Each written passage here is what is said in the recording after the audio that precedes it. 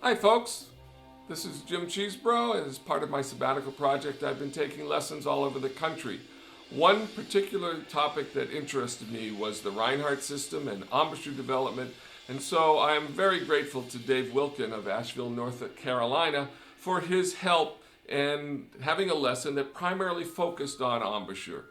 As such, this may not interest everybody who is already set with their embouchure, but I think the most important thing that you can take away from this is the detail that people bring to embouchure study and the fact that embouchures are different for each individual. And I think that's probably one of the most important results of Dr. Donald Reinhardt's study. What we did was I divided the video into two parts. In the first part, we identified things about my embouchure. We talked about what was going on with my embouchure, what might be suggested to make some changes in developing my embouchure. And then in the second part, or the second video, we were specifically adjusting my daily practice routine to incorporate some of the ideas in the Reinhardt system. So, I hope that you are able to get excited about embouchure study, if that's something that you're interested in, from watching this video. Again, I'm very thankful to Dave for his time and his expertise, and take a look at what happens in this lesson. Okay, so we're recording. All right. And Dave Wilken has asked me to warm up as I normally warm up.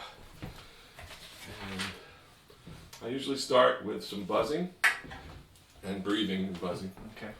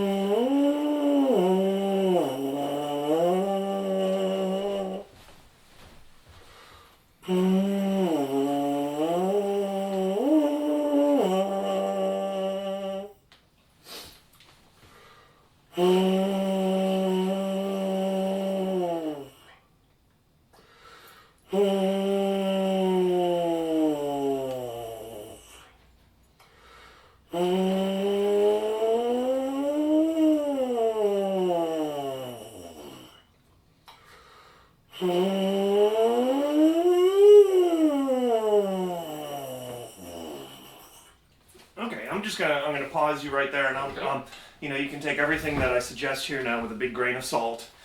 Different people will tell you different things.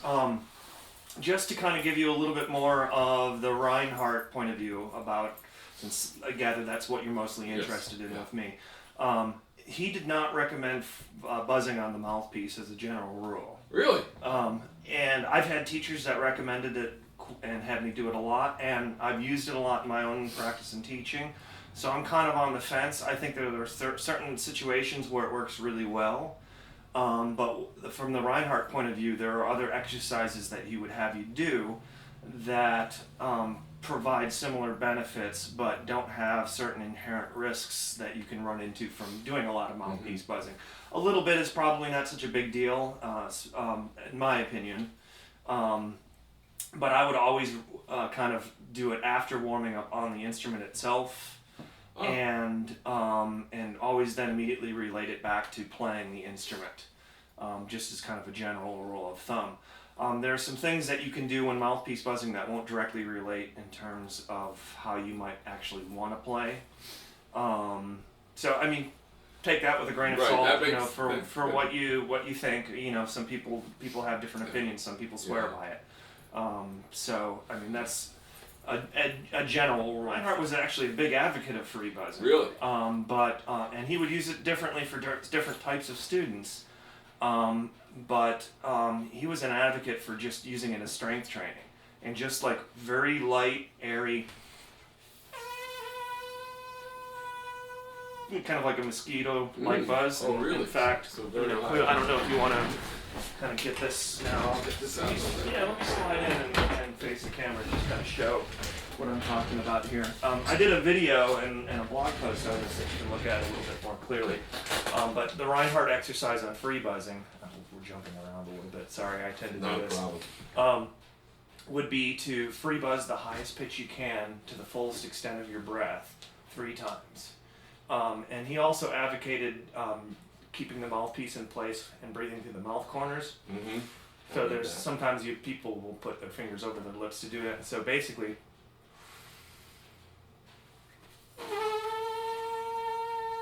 hold that out as long as you can. Yeah, nice and soft, even lighter, softer. Yeah, just keep that going. Yeah. And then you breathe through your mouth corners.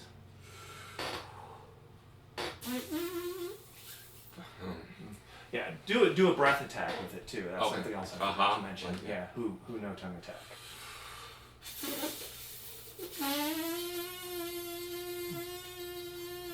Yeah, to me it sounds almost like you're trying to move even too much air. Okay. And you're treating it like a breathing exercise. Yeah. Since it's going to be real soft, you're not going to need to move that much air. So I mean, you don't just as an experiment, don't take as much air in. Even softer. Yeah, don't worry if it's not that high, just as high as you can. Yeah, that's more like it. Alright, when doing that, do you feel an effort? Where do you feel? Here and here. So at the mouth corners, exactly. Right. Okay, and so that's what Reinhardt used that exercise for, was just strengthening up the area around the mouth corners. Switch back into the warm-up. Let's assume you've done your mouthpiece buzzing stuff. Yeah, here's it right there. What's next? Then glissando. Okay.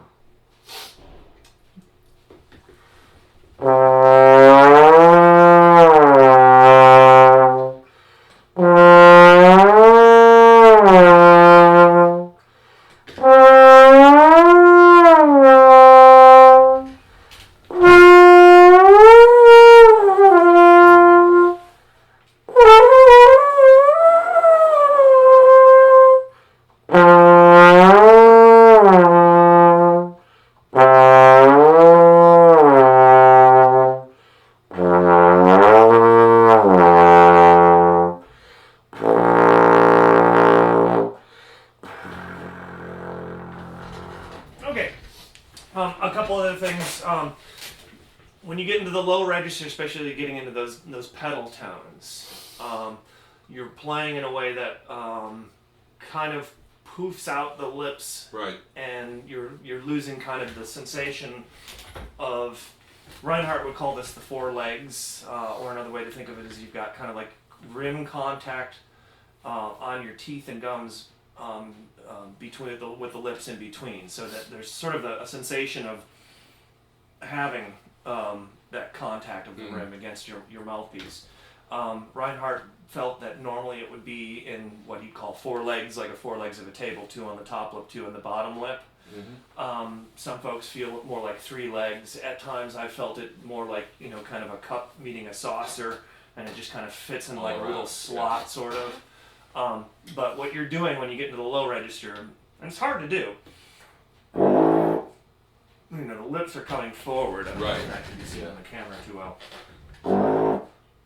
That's an exaggeration, just to kind of demonstrate that. And one thing that I would like to work on a little bit with you is to see if we can't get you to descend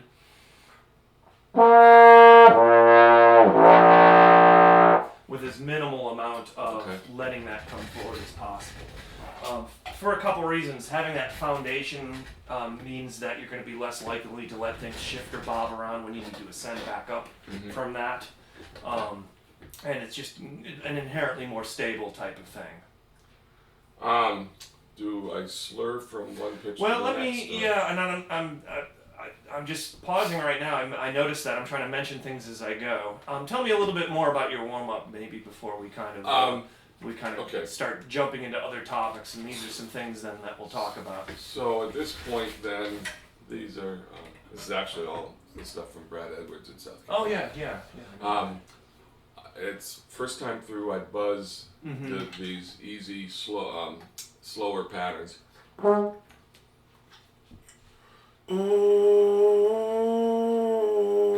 And then the second time through, then you pop it in and play. Yeah, that's kind of more along the lines of the types of things that I would use buzzing for.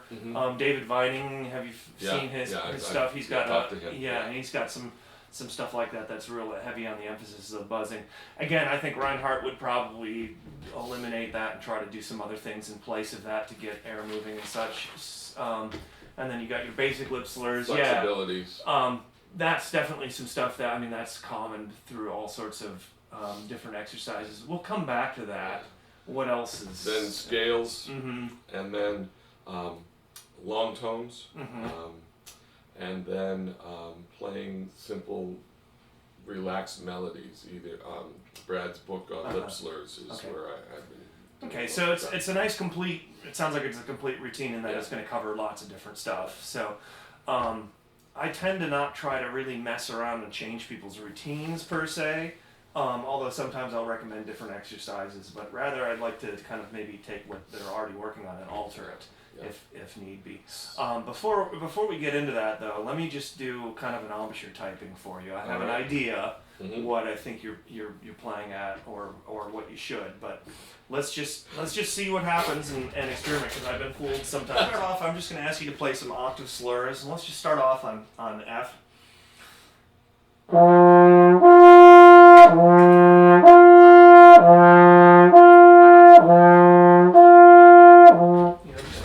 I should just do it the way I normally do it. Yeah, just play normally.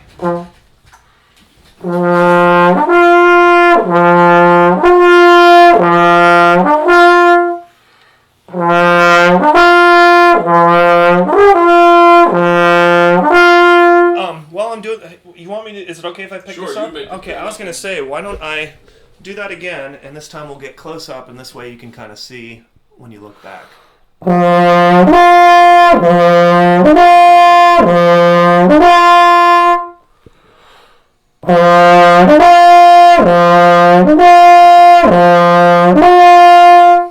Okay, now let's have you do the same thing, except do them on, so B flats.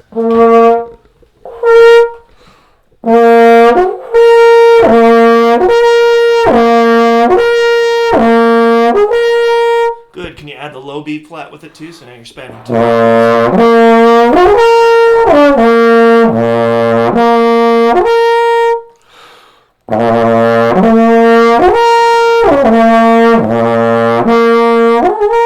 Good. Start on the top B flat and good first.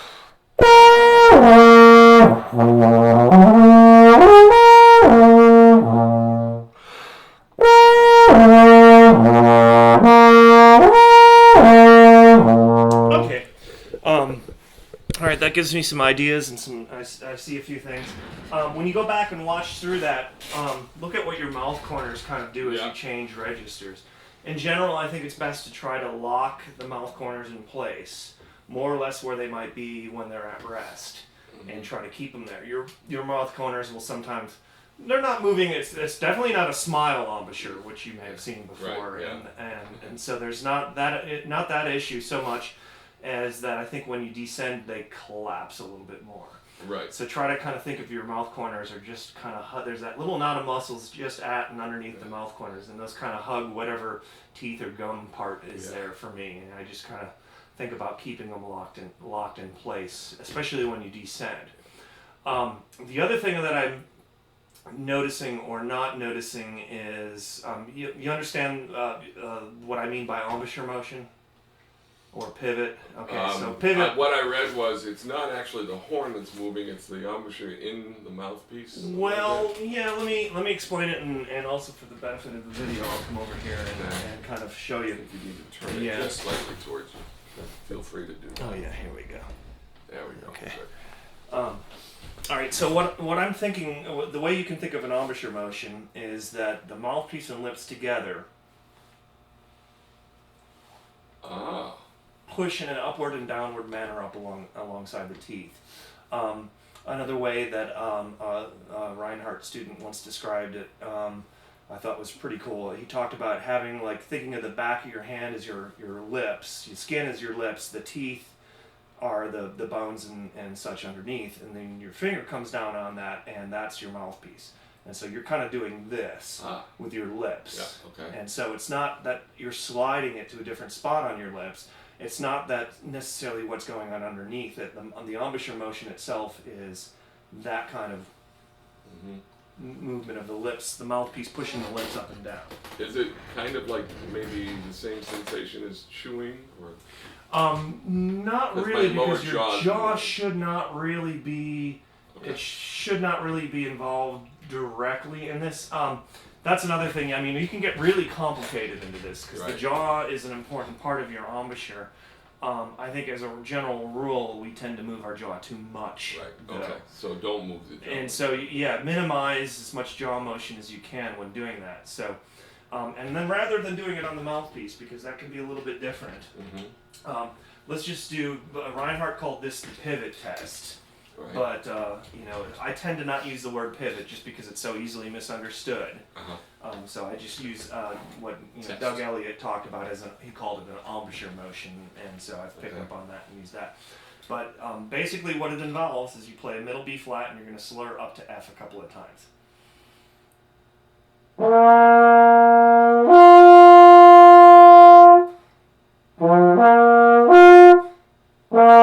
Okay, so just do a few of those nice and slow, and do them as you normally do for right now.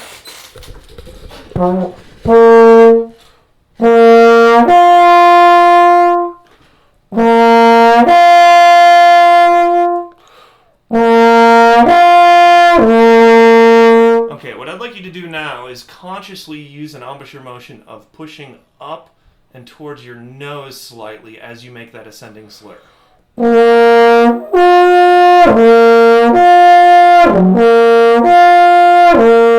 Okay, the first time you did it feel like you went too far? Yeah. And it was you notice that the pitch was above, it was sharp? Yeah, it was sharp, Alright. and I didn't have any buzz. It was good. Okay, Yeah. so try that again and minimize that upward motion.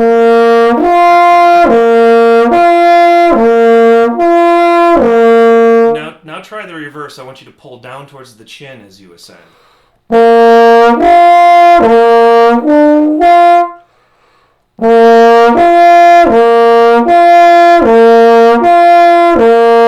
So even those times when you were able to get the pitch to come out, when it wasn't below pitch, it was kind of flat. It was Yeah. under pitch. Right, yeah. All right, so those are some of the clues that you can listen for while doing this kind of test, where the intonation is, how focused the tone. Just check this now in some different registers. And I'm going to ask you to do the same thing, except I want you to do a middle B flat to low B flat descending slur.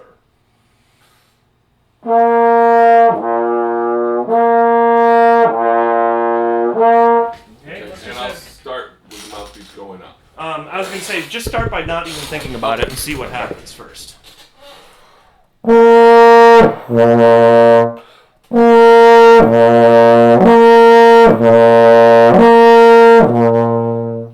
Okay, now consciously just try pushing the mouthpiece up.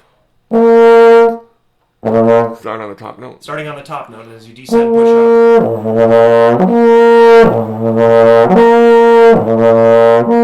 Okay, so now do the reverse, pull down.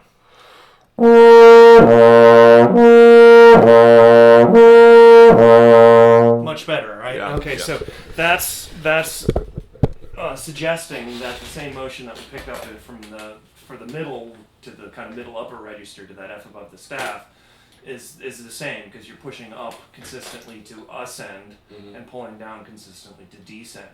Now let's check that. Let's go from a middle B flat to a high B flat slur. All right, and let's start off. Don't think about doing anything in particular. Just do it.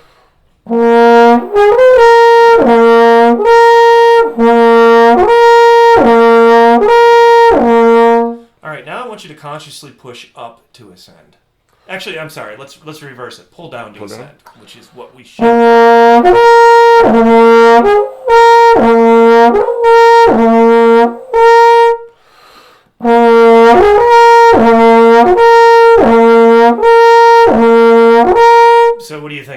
that? I, Makes you work harder, maybe, or just From does what I it was feel doing? comfortable? Was I pulling down? Yes. Yeah, it was kind of. Sort of okay. I mean, All right, now compare that to pushing up. pushing up. Let's see what happens.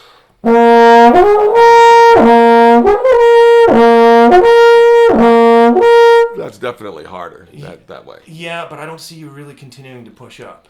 Okay.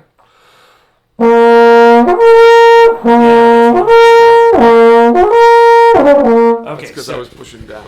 yeah, I mean, okay. So what I noticed when I had you do this all before, without really thinking a whole lot of, without thinking about any of this, is that when you're playing from middle B flat to low B flat, or even just warming up and playing up to around F above the staff, everything looked like what Reinhardt would have called a 3A, or Doug Elliott's simplification is the very high placement embouchure type. So it's you got more upper lip inside the mouthpiece. You're almost certainly a downstream player.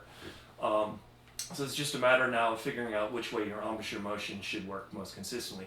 But basically, once you get to a F above the staff, it seems like you switch directions and start pulling down to ascend. And I'm not certain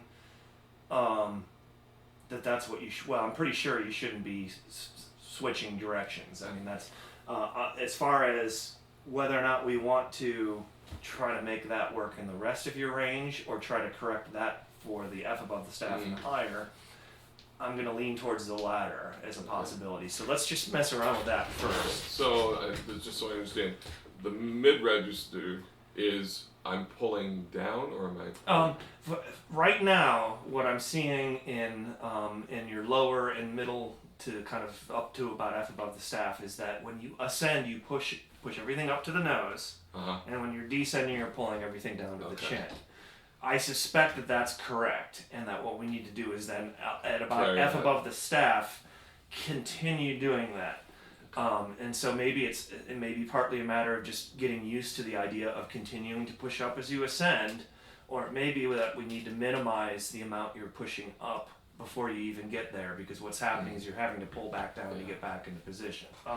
Actually, let's do this now, and let me go ahead and I'll adjust the camera so you can kind of see exactly. This is a little bit strange, but this can be really helpful. I'm going to ask you to hold out certain pitches and hold your head still, but kind of relax your hands and arms. I'm going to move your horn around on your chops, and if the note quits speaking, just take another breath and reattack that note.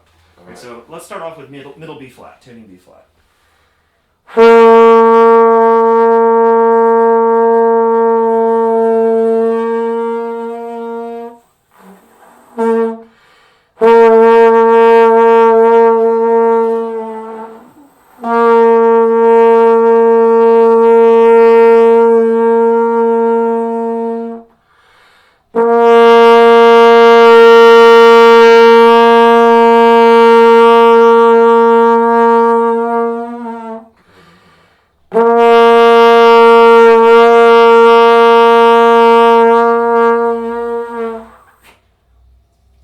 Shall I put it back on? Yeah, go ahead.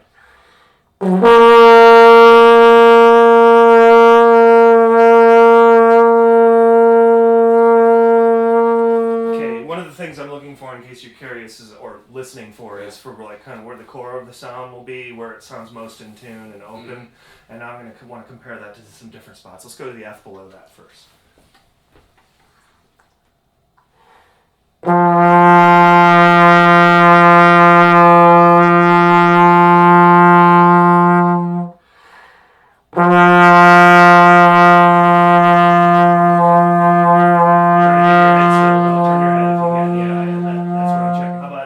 F above the staff now.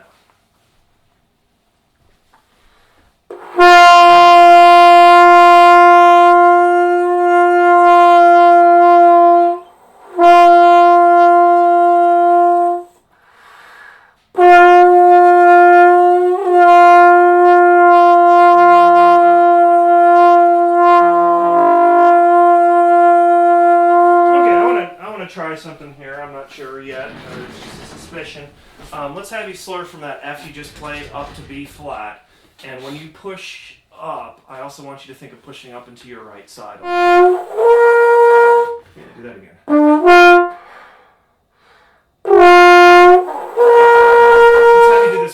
sorry, push up into the right, but do middle B flat to F. Do it.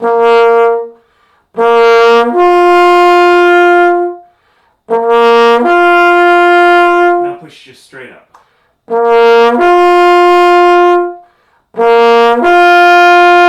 Now push up into your left.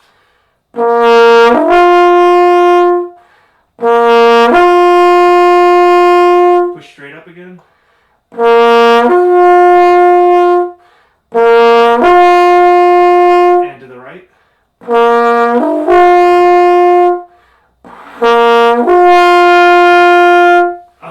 Do the F to high B flat one more time, thinking pushing straight up.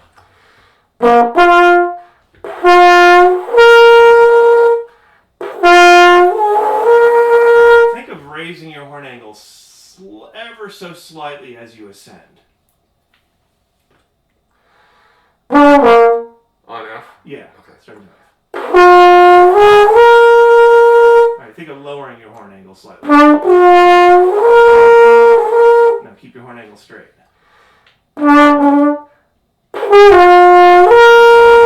Okay, let's have you relax a little bit too for a second here. Yeah.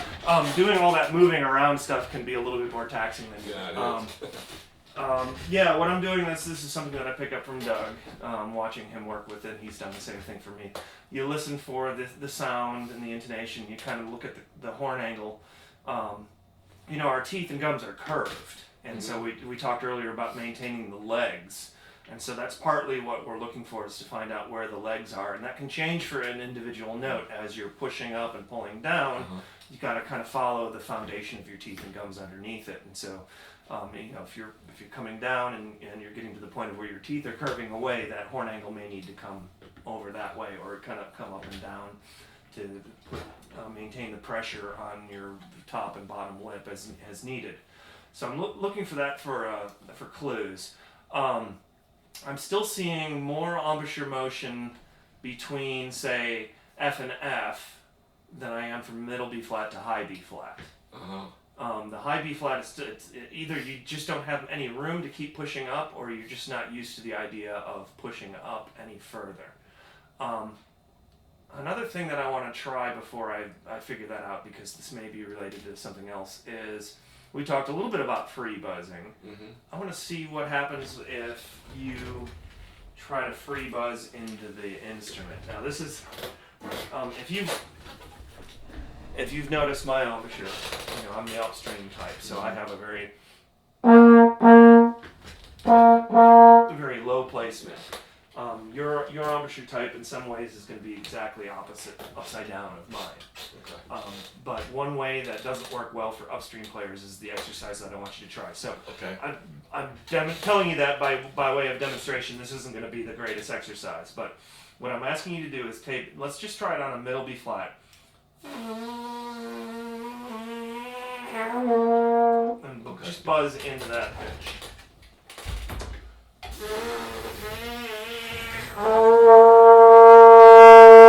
Good, do that again.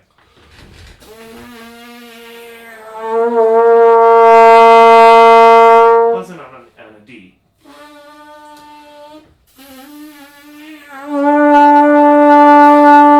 Again.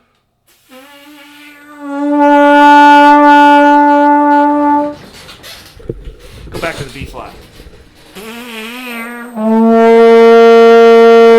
And the D. Can you get to the F?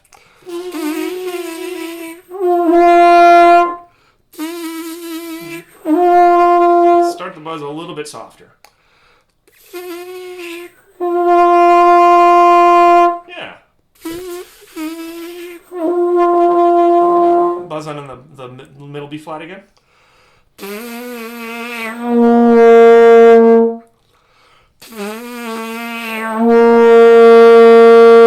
that again.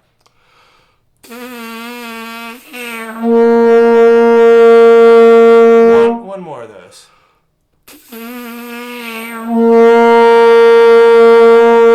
Okay, cool. When you go back and get the chance to look at this, look for some of the slight variations in where your mouthpiece placement ended up, and then listen and kind of figure out what sounds best to you. And while you're doing this, you can also, in the act of actually trying out this exercise, you can kind of maybe feel and pay attention to that. I'm not convinced that maybe your mouthpiece placement couldn't go up a little bit higher towards the nose. There were a couple that looked like when you were buzzing in and that the tone was most open, that the mouthpiece was maybe just a hair higher. Did you notice that at all yourself? Yeah. You mentioned this. Maybe this might be a good time just to see. We've kind of already figured out the two basic downstream types of the two. It seems to me that pushing up to ascend rather than pulling down to ascend works better for you, at least at this point right now in the lesson. We should maybe experiment with the upstream type just to be on the safe side. It's less common, Right. But most of the time, you can tell immediately if somebody's going to be upstream or not. But so for a downstream embouchure, which I'm not, it would have more lower lip contact. And if you look at those Lloyd Leno slow motion videos, you see that the upper lip has more vibration, like we discussed. For upstream, though, we play reversed.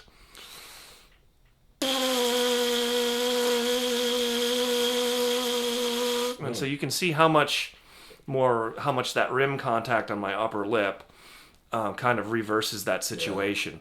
But when I free buzz, the air is blowing down. Mm-hmm. That's intentional. If I try to kind of maintain the same sort of lip position, that's a Roy Stevens exercise where you don't actually buzz. You just kind of blow air up to the tip of your nose. And that's supposed to be for upstream players that want to work on that kind of lip position.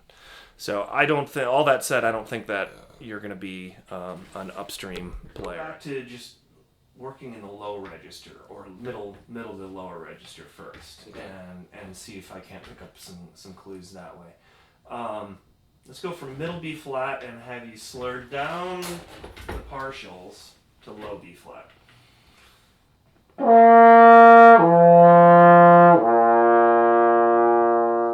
Just nice and slow like that. Shall I put it where it normally is? Yeah, start where it normally is right now.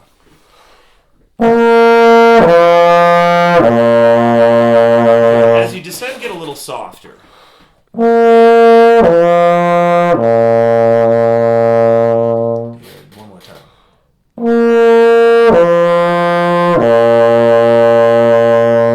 Okay, I would like you to do that again. And as you descend, I want you to think about kind of taking your horn angle, and I want you to kind of pull it B flat, F, low B flat. That's an exaggeration. You don't need to pull it that much. Direct to the left or down and left? I want to think kind of down and to your left. Okay. Okay,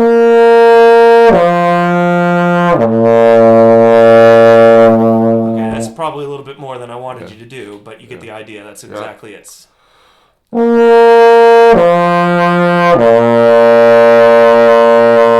Good. Now I want you to come down and to your right and compare that.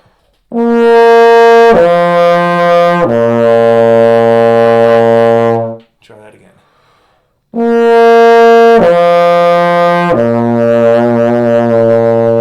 So that's sharp that way. Yeah. Okay, go back and compare it to going down into your right.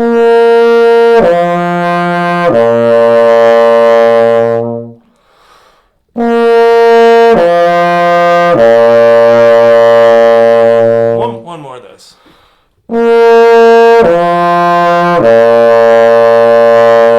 One of the things that I like about that too is that I see what looks like you're maintaining your legs a little bit more than when you first came in. Something that you can compare. It sounds really good. Let's just keep extending that down. So add trigger F to it.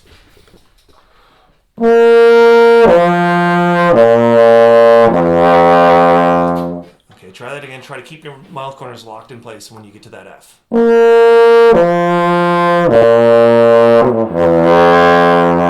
Yeah, just let that angle change and the embouchure motion, the way that it's working right now, change registers for you.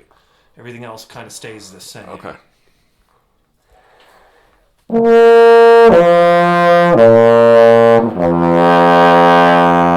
That's it. One more of this.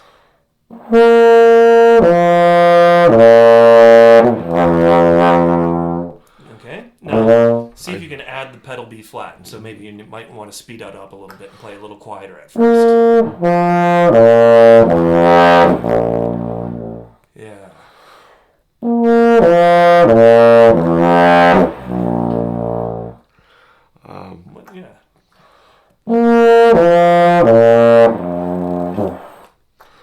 Okay, so let's just pause and evaluate on that last time when you had to stop in the middle. Could you tell what happened? I felt like I ran out of air and the what you were calling the 4 feet. Okay, the 4 legs. Okay, good. All right. I was curious. That's what I noticed when you did that. Is that all of a sudden that you let your lips kind of pop out. Right. All right. I'm glad that you picked up on that. And watch. When you go back to watch the video, you can look for that too. All right. So I think we've established what seems to work, at least right now, to get down into your pedal register in terms of that. So let's do the reverse and let's see if we can't start going back to the ascending stuff. Let's start on the F in the staff and slur. Let's just slur up. Again, we'll go through the partials.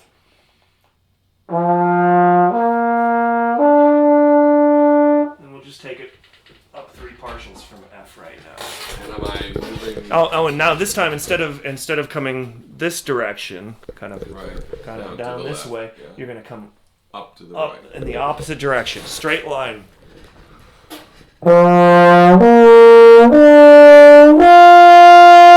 Okay, so minimize that a little bit. It's a little too much.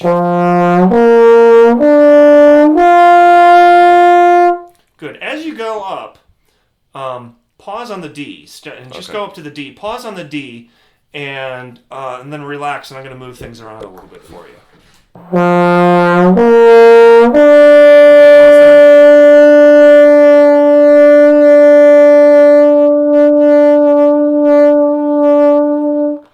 Okay, start from the F again and come back up.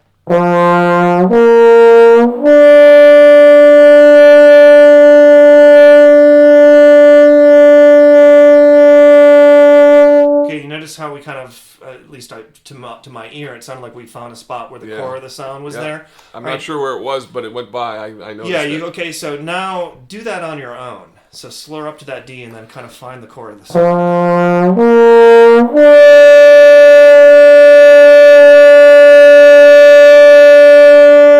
Yeah, one more.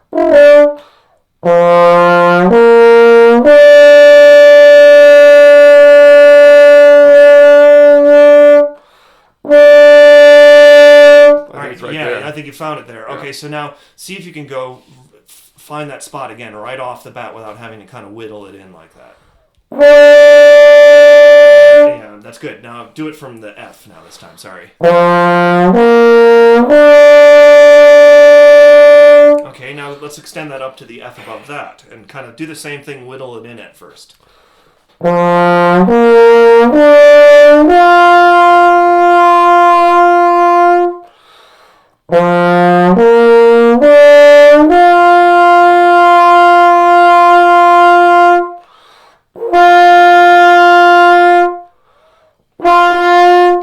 Right there. Yeah. Okay. So, it seems like it's working. Okay. So this is, you can kind of see how you could do this with a mirror too on your own as well. And I'm pretty sure that's what it needs to be doing. I mean, I'm not so confident that I'm going to say 100% that maybe down the road, maybe, but everything else seems to work better using that particular embouchure motion in every other part of your range, and that it's the spot where you're having trouble where it changes. Right. So to me, that's the clue that's what's going on up there. And so what we just need to do is find some ways to figure out how to keep that working consistent. As far as how much embouchure motion to do, a good general rule of thumb, and again I get this from Doug, is that the distance between octaves should be the same, just in the opposite direction, or starting on a different track. So let me see if I can explain this in such a way that it makes sense. You can think of that kind of line of your embouchure motion is a track. All right, and every note, a middle B flat is here, and a low B flat is going to be down here at X distance. All right, so But if you're going to go from middle B flat to high B flat, it's going to be the same distance, just in the opposite direction. Okay. So yeah, even though the interval is so as long as the interval is the same, so it's not like moving it through the partials and that it's the same distance for every partial, right? Because the partials get smaller as we get higher. Right. And so another way of thinking about it is if the interval from middle B flat to low B flat is here, and we want to change it to D's, we're just going to kind of slide it up and keep that direction the same. All right, and so then the distance between the upper partials is the distance of your motion is smaller. Yeah, what I think we can try experimenting with a little bit and see if maybe this can help kind of take it is to have you play some octave slurs in ranges that it's working okay, and then let's gradually shift it up. So it seems to be about when you get to that F above the staff where things change. So let's start a little bit below that, maybe on, say, D on the staff. Yeah, let's do it in fourth position. Start and just like that. Yeah, and do the embouchure motion of kind of pushing up and bring your horn. Remember we talked about that angle just ever so slightly in this direction to ascend, and this direction back down to descend.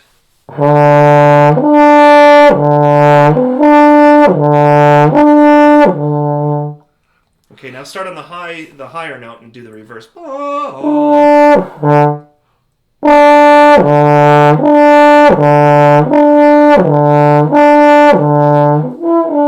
Good. Look at your mouth corners while you're doing that. Okay. Can you see? Yeah, adjust as you need to.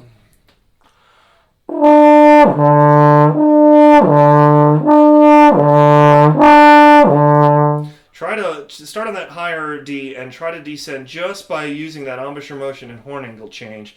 Don't let your corners collapse as much as possible. Yeah,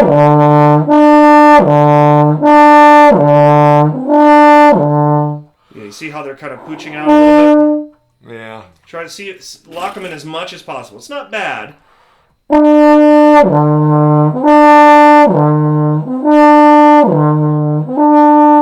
Yeah, now does it feel a little stuffier that way? Yeah. Okay. That's okay for now. And what you can do is you can kind of, again, using that whittling in, circling around, find exactly how much you need to pull down and where that angle needs to be. And you can use that to help you learn to open up the sound. But right now we're going to be a little bit less concerned about that. We want to try to take this up higher. So let's take it up a half step, start on E flat, and start in the lower one and slur up first a couple of times, and then start on the high one and slur down a couple of times. I'm going to try and not move this. It's but it's not moving. Yeah, exactly. Think about, I don't want you to think about too many things at once. I'm more concerned with, right now, just having you work on the embouchure motion than that, but if you can juggle two things at once, think of the embouchure motion doing the pitch, and that's the only thing that changes.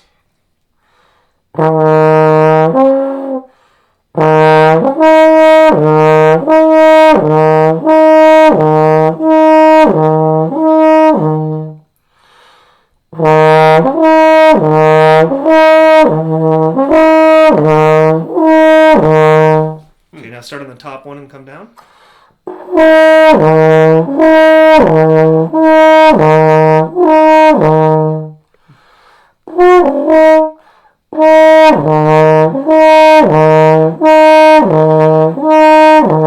Good. Rest for a second and then do that one more time, and I'd like to see a little bit more of changing that angle, just to see what happens.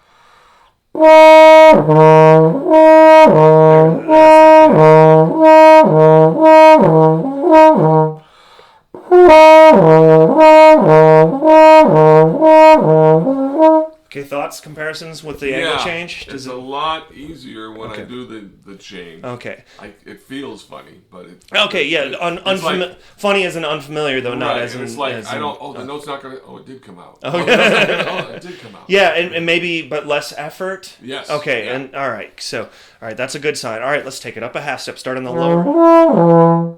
Okay, yeah. So you starting to. It feels easier. Okay, good. So we're starting to hit something here. Now at this point here, what I'm going to ask you to do is let's just stay with those two notes, the F and the F, and we're going to start on the high F, and let's work a little bit on the mouth corners now. All right, so you're going to leave those mouth corners locked in place, and just to make it a little bit easier, you can think of just You know,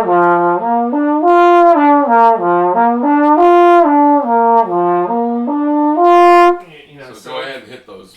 Yeah, hit those partials in between, but I'm not trying to do. I'm not trying to pop them out. All I'm doing is trying to leave the mouth corners locked in place and let that embouchure motion and horn angle change bring the pitch down.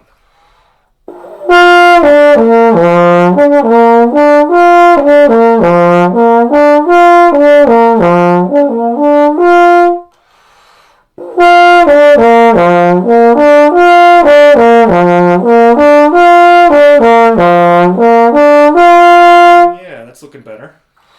Now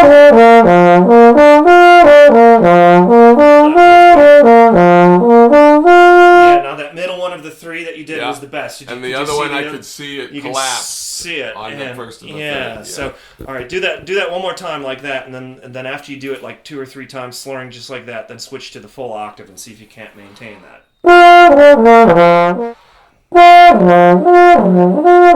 Yeah, so you can see and hear the difference in that. All right, so that would be I think that's something that I would recommend that you work on too. And so you can kind of it's sometimes not the best idea to work on 2 things at once like that, but 2 different things to think about right now.